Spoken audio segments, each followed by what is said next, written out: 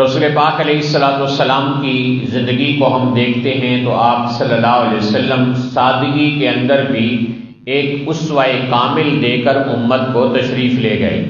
ہم دیکھتے ہیں کہ آپ صلی اللہ علیہ وسلم کا کھانا انتہائی درجے کا سادہ کھانا تھا، اور حضرت عائشہ رضی اللہ عنہا فرماتی ہیں کہ کبھی آپ کے دسترخوان پر گوشت آتا اور کبھی سادہ روٹی ہوتی تھی۔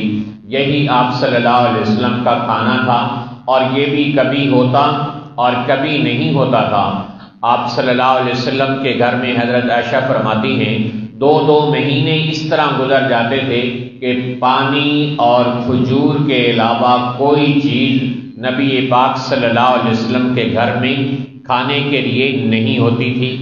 اور اسی طرح آپ صلی اللہ علیہ وسلم کے سامنے ایک مرتبہ سالن پیش کیا گیا، اور اس کے اندر ایک اور سالن تھا، تو آپ صلی اللہ علیہ وسلم نے فرمایا کہ آج ہمارے دسترخوان پر 2 سالن جمع ہو گئے، اور آپ صلی اللہ علیہ وسلم نے اس کو کھانے سے انکار فرما دیا۔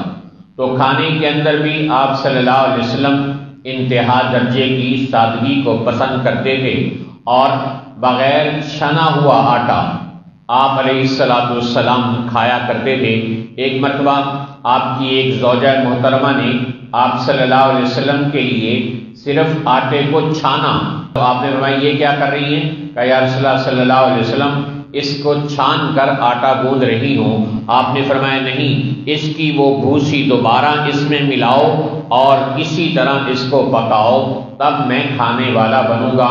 تو ہم آج پراٹھے، آملیٹ اور نہ جانے کیا کیا تکلفات ہمارے کھانے میں آ چکے ہیں، اور رسول پاک صلی اللہ علیہ وسلم ساری زندگی سادہ کھانا کھاتے رہے۔